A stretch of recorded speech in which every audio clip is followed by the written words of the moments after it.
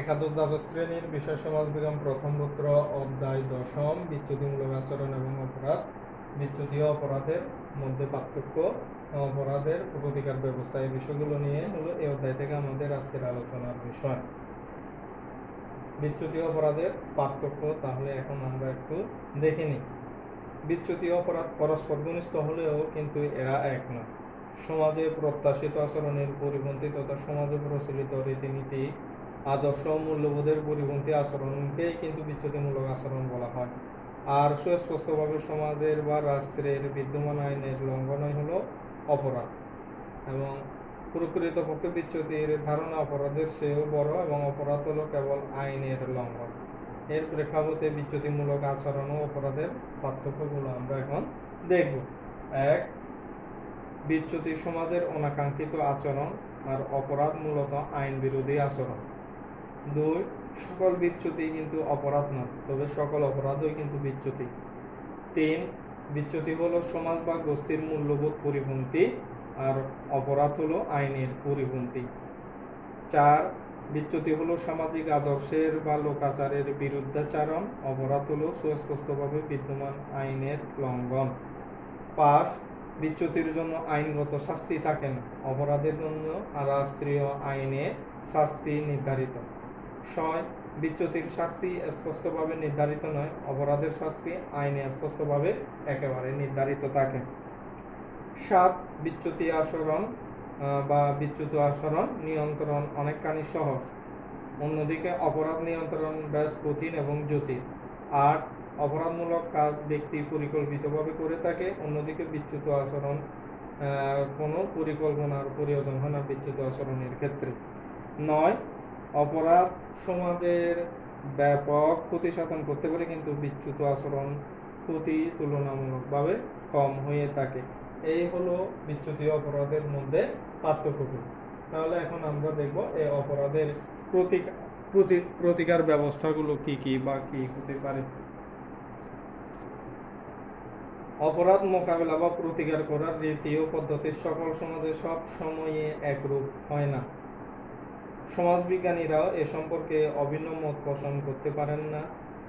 সমস্যার জটিলতায় এই বৈচিত্র্য ও ভিন্নতার বা বিভিন্নতার জন্য দায়ী। অধিকাংশ সমাজবিজ্ঞানী বিশ্বাস করেন যে উক্ত জটিল সামাজিক সমস্যার কোনো একক কারণ নেই, তাই অপরাধ মোকাবেলার পন্থাও এক হতে পারে না এবং বিভিন্ন দৃষ্টিকোণ থেকে এই সমস্যাকে বিশ্লেষণ করা যায়। আবার অপরাধ দূর করার উদ্দেশ্যে 3 ধরনের কার্যক্রম গ্রহণ করা যেতে পারে বলে মতামত ব্যক্ত করেছেন সমাজবিজ্ঞানীরা। এগুলোর মধ্যে একটি হলো প্রতিরোধমূলক কার্যক্রম, 2 প্রতিকারমূলক কার্যক্রম, 3 পুনর্বাসনমূলক কার্যক্রম। এই ধরনের অপরাধ দমনের জন্য 3 ধরনের কার্যক্রম গ্রহণ করা যেতে পারে। এবং আমরা দেখতে পাই যে প্রতিটি সমাজে নানা কারণে অপরাধ সংঘটিত হয়ে থাকে। উন্নত প্রযুক্তি ও প্রশিক্ষণের ফলে সমাজের অপরাধের মাত্রা বহুগুণ বেড়ে গেছে, তাই অপরাধ দমনে আইনের কার্যকর পদক্ষেপ গ্রহণের প্রয়োজনীয়তাও বৃদ্ধি পেয়েছে। সমাজের শৃঙ্খলা সংহতি বজায় রাখা, সমাজ উন্নয়ন অব্যাহত রাখা জরুরি হওয়ায় অপরাধ দমন বা প্রতিরোধ ব্যবস্থাসমূহ আমরা নিম্নোক্ত পদক্ষেপ গ্রহণের মাধ্যমেই কিন্তু গ্রহণ করা যায়। এগুলোর মধ্যে 1 নাম্বার হলো অর্থনৈতিক উন্নয়ন। 1 নাম্বার অর্থনৈতিক উন্নয়ন। অপরাধের জন্য অনেক সময় সমাজের অর্থনৈতিক ব্যবস্থাকে দায়ী করা যায়, আবার পুঁজিবাদী অর্থনৈতিক ব্যবস্থাকে অপরাধ প্রবণতার অন্যতম কারণ হিসেবে উল্লেখ করা যায়। তাই দেশের জন্য এমন একটি অর্থনৈতিক ব্যবস্থা থাকা প্রয়োজন যেখানে সম্পদ ও সুযোগের সদ্ব্যবহার এবং তার ন্যায্য তথা সুষম বণ্টন ত্বরান্বিত হতে পারে এবং সমাজে শোষণ ও বিচার দূরীভূত হয়। তবেই দেশের অর্থনৈতিক ও সামাজিক উন্নয়ন সম্ভব হবে এবং অপরাধ প্রবণতা দূরীভূত হবে।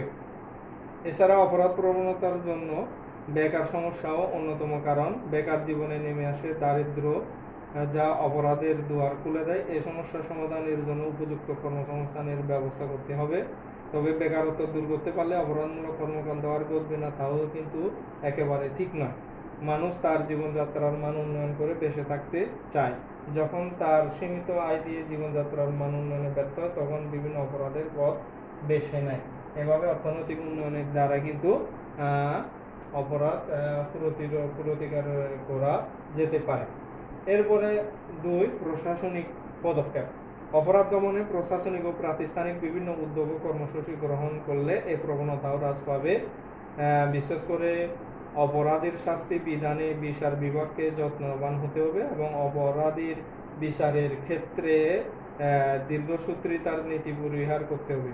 কারণ এতে শাস্তি গ্রহণে অপরাধী যেমন মানসিকভাবে প্রস্তুতি নেয়, তেমনি জনগণ বিচারের ফলাফল জানার আগ্রহ হারিয়ে ফেলে। তাই অপরাধ প্রতিরোধে দ্রুত বিচার নিশ্চিত করতে হবে।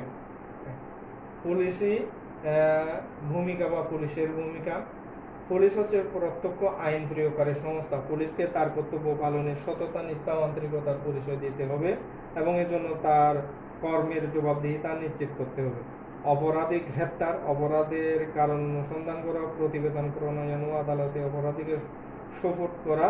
সর্বোপরি আইন শৃঙ্খলা রক্ষায় পুলিশ বাহিনীকে সকল প্রভাব থেকে মুক্ত থেকে সততার সঙ্গে অপরাধ প্রতিরোধে ভূমিকা রাখতে হবে। এতে সমাজে অপরাধের মাত্রা অনেকখানি কমে আসবে। অপরাধ দমনে আইনের যথাযথ ও সুস্থ প্রয়োগ নিশ্চিত করতে হবে। আইন প্রয়োগে সমস্যার সৃষ্টি হলে প্রয়োজনে আইনের সংস্কারও করতে হবে। এভাবে পুলিশের ভূমিকার মাধ্যমে অপরাধ প্রতিকার করা যায়। এরপরে আসতেছে জনসংখ্যা নিয়ন্ত্রণ। পরিসংখ্যানে দেখা যায় বিশ্বের জনবহুল রাষ্ট্রগুলোতে মূলত অপরাধ প্রবণতা বেশি। একটি সীমিত ও সুশৃঙ্খল জনগোষ্ঠী অপরাধ মুক্ত সমাজের পূর্বশর্ত হওয়ায় জনসংখ্যা নিয়ন্ত্রণে কার্যকর পদক্ষেপ গ্রহণ করা দরকার। এতে অপরাধের মাত্রা অনেকখানি কমে আসবে। গণমাধ্যম। অপরাধ প্রতিরোধে গণমাধ্যমের খুবই তাৎপর্যপূর্ণ। গণমাধ্যমের দ্বারা অপরাধের ক্ষতিকর দিকগুলো প্রচার করে গণসচেতনতা সৃষ্টি করা যায়। এ ব্যাপারে জাতীয় ও আন্তর্জাতিক গণমাধ্যমগুলোকে সক্রিয় হওয়া দরকার। গণমাধ্যমের প্রসারণার ফলে অপরাধ ও অপরাধীর প্রতি জনগণের ঘৃণার সৃষ্টি হয় এবং দক্ষতা, সততা, সুবিচার ও আইনের প্রতি জনগণকে শ্রদ্ধাশীল করে তোলে। তাই রেডিও, টেলিভিশন, পত্র পত্রিকা, সিনেমা ও নাটক ইত্যাদির মাধ্যমে অপরাধ প্রতিরোধমূলক ছবি প্রসারের ব্যবস্থা নেওয়া দরকার। এরপরে আসতেছে শিক্ষা প্রতিষ্ঠান। শিক্ষা প্রতিষ্ঠানের অন্যতম দায়িত্ব হল শিক্ষার্থীদের চরিত্রবান করে গড়ে তোলা, শিক্ষার্থীদের মধ্যে নৈতিকতা, মূল্যবোধ জাগ্রত করতে, তাদের অধিকার ও কর্তব্য সম্পর্কে সচেতন করতে, আইনের প্রতি শ্রদ্ধাশীল করতে শিক্ষা প্রতিষ্ঠান গুরুত্বপূর্ণ ভূমিকা পালন করতে পারে। শুধু তাই নয়, শিক্ষার্থীরা যাতে ন্যায় অন্যায়, সমাজের কাঙ্ক্ষিত অনাকাঙ্ক্ষিত আচরণ ইত্যাদি সম্পর্কে সুস্পষ্ট ধারণা অর্জন করতে পারে সে বিষয়ে সকল শ্রেণীর শিক্ষা প্রতিষ্ঠানগুলোকে সচেতন হতে হবে। ধর্মীয় প্রতিষ্ঠান। ধর্মীয় প্রতিষ্ঠানগুলো ব্যক্তির ব্যক্তিত্ব তৈরিতেও উল্লেখযোগ্য ভূমিকা পালন করে। সকল ধর্মের মূল বাণীর মধ্যে অভিন্নতা দেখা যায়। সততা, অন্যের প্রতি সহযোগিতা, সহমর্মিতা, মানব প্রেম, নিষ্ঠা, ধর্মের নিয়ম রীতি পালন ইত্যাদি ধর্মীয় প্রতিষ্ঠানগুলো দিয়ে থাকে। তাই যে ব্যক্তি ধর্মীয় প্রতিষ্ঠানের শিক্ষা মেনে চলে সে অন্যায় ও অসৎ কর্ম থেকে বিরত থাকে, কারণ মানুষ বিশ্বাস করে তার কোনো অপকর্ম যে কোনো মানুষের চোখ এড়াতে পারে, তবে তার সৃষ্টিকর্তার চোখ এড়াতে পারেন। এভাবে ধর্মীয় প্রতিষ্ঠান মূলত সামাজিক সংহতির পক্ষে কাজ করে থাকে। এরপরে আসছে চিত্ত বিনোদন। সমাজের সুস্থ চিত্ত বিনোদনের ব্যবস্থা না থাকলে মানুষ বিভিন্ন অনাকাঙ্ক্ষিত অবাঞ্ছিত কার্যকলাপে লিপ্ত হয়ে থাকে। চিত্ত বিনোদনমূলক কার্যকলাপের অভাবে বিশেষ করে যুব সম্প্রদায় ও কিশোর কিশোরীরা নানা ধরনের অপরাধমূলক কাজে জড়িয়ে পড়ে, যেমন চুরি, ডাকাতি, ছিনতাই, মদ্যপান, ধর্ষণ, চাঁদাবাজি, অপহরণ ইত্যাদি। তাই শহরে ও গ্রামে বিভিন্ন প্রকারের চিত্ত বিনোদনমূলক কার্যক্রম বৃদ্ধি করা প্রয়োজন। সুষ্ঠু পারিবারিক পরিবেশ। সুষ্ঠু পারিবারিক পরিবেশ শিশুর সুন্দর ব্যক্তিত্ব বিকাশের জন্য একেবারে অপরিহার্য। এজন্য সন্তানদের ন্যায্য দাবিগুলো পূরণ করা, তাদের নিয়ন্ত্রণহীন অবস্থায় না রাখা, পিতামাতার মধ্যে যাতে বিবাহ বিচ্ছেদ না ঘটে সেদিকে যত্নবান হওয়া, শিশুরা যাতে অশান্তি প্রবণ পরিবার ও অপরাধী পরিবারে বড় না হয় সেদিকে পিতামাতা ও পরিবারের অন্য সদস্যদের খেয়াল রাখতে হবে। তাহলে কিন্তু শিশুরা পরবর্তীতে অপরাধ প্রবণ হয়ে উঠবে না, বরং সমাজ কাঙ্ক্ষিত সদস্যে পরিণত হয়ে বেড়ে উঠবে। এরপরে আসতেছে আন্তর্জাতিক সহযোগিতা। অপরাধ দমনে আন্তর্জাতিক সাহায্য ও সহযোগিতার গুরুত্ব অপরিসীম। কোনো দেশ বড় ধরনের বা জটিল কোনো অপরাধ সংঘটিত হলে, কোনো দেশে বড় ধরনের বা জটিল কোনো অপরাধ সংঘটিত হলে তার নিরপেক্ষ তদন্তের জন্য ও প্রকৃত অপরাধীকে চিহ্নিত করার ক্ষেত্রে আন্তর্জাতিক সাহায্য সহযোগিতার খুবই প্রয়োজন হয়। তাছাড়া স্বর্ণ ও মাদকদ্রব্য ইত্যাদির মতো মূল্যবান ও ক্ষতিকারক দ্রব্যের পাচার রোধ করতে এবং অপরাধীরা যাতে বড় ধরনের অপরাধ করে পার্শ্ববর্তী দেশে বা দূরবর্তী দেশে পালিয়ে যেতে না পারে, এজন্য কার্যকর ভূমিকা রাখার জন্য আন্তর্জাতিক সহযোগিতা বৃদ্ধি একান্ত প্রয়োজন।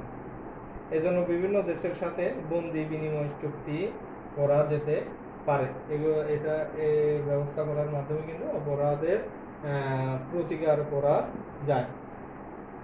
এছাড়া অপরাধীর প্রতিকারমূলক যেসব ব্যবস্থা রয়েছে তার মধ্যে উল্লেখযোগ্য ব্যবস্থা হলো প্রবেশন এবং প্যারোল। প্রবেশন কোনো ব্যক্তির বিরুদ্ধে আনিত অভিযোগ যখন সাক্ষ্য প্রমাণ দ্বারা প্রমাণিত হয় এবং আদালত যখন তার বিরুদ্ধে শাস্তিমূলক ব্যবস্থা নেয়, তখন কারাগারে প্রেরণ না করে তার চারিত্রিক সংশোধনের যে ব্যবস্থা নেওয়া হয় তার নামই হলো প্রবেশন। এই ব্যবস্থায় অপরাধীকে এক বা একাধিক প্রবেশন কর্মকর্তার অধীনে রেখে তার চারিত্রিক সংশোধনের উদ্যোগ নেওয়া হয়ে থাকে। এরপরে আসতেছে প্যারোল। কোনো অপরাধী কারাগারে শাস্তি ভোগের একটি সময় অতিক্রম করলে প্যারোলে তাকে শর্ত সাপেক্ষে মুক্তি দেওয়ার ব্যবস্থা রয়েছে। এই ব্যবস্থায় সাধারণত শাস্তির 1/3 ভোগ করার পর অপরাধীকে প্যারোলে আনা হয়। কারাগারের শাস্তি ভোগকালে অপরাধীর মধ্যে যদি তার অপরাধ কর্মের জন্য অনুশোচনা এবং তার মধ্যে ইতিবাচক পরিবর্তন লক্ষ্য করা যায়, তবেই তাকে প্যারোলে এনে চারিত্রিক সংশোধনের উদ্যোগ নেওয়া হয়ে থাকে।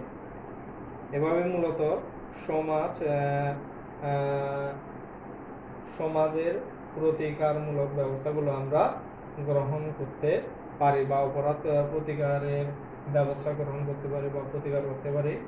কিন্তু অপরাধ সমাজে থাকবে এবং প্রতিটি দেশের উন্নতি ও প্রগতির জন্য প্রয়োজন সুন্দর, নিরাপদ এবং শান্তিময় পরিবেশ। এ কারণে অপরাধ প্রতিরোধ ও দমন করে সে পরিবেশের নিশ্চয়তা অনেকটা প্রদান করা সম্ভব হয়। এইগুলো আজকের ক্লাসের আমাদের আলোচনার বিষয়। বিচ্যুতি অপরাধের মধ্যে পার্থক্য, অপরাধের প্রতিকার ব্যবস্থা। আমরা অনুধাবনমূলক প্রশ্নের জন্য বিচ্যুতি অপরাধের পার্থক্য ব্যাখ্যা করো, আর অপরাধের প্রতিকার ব্যবস্থাগুলো ব্যাখ্যা করো, বিশ্লেষণ করা হতে পারে। আবার অনুধাবনমূলক প্রশ্নের জন্য প্রবেশন কি, প্যারোল কি, এই ধরনের করে ব্যাখ্যা করো। প্রবেশন কি ব্যাখ্যা করো, প্যারোল কি ব্যাখ্যা করো, এই ধরনের প্রশ্ন হতে পারে অনুধাবনমূলক প্রশ্নের জন্য। তাহলে আজকে যা আলোচনা করা হয়েছে এগুলো তোমরা বাসায় অবশ্যই ভালো করে পড়বে। পরীক্ষার জন্য এগুলো কিন্তু খুবই গুরুত্বপূর্ণ, অপরাধের প্রতিকার ব্যবস্থা বিশেষ করে। তাহলে এই পর্যন্তই।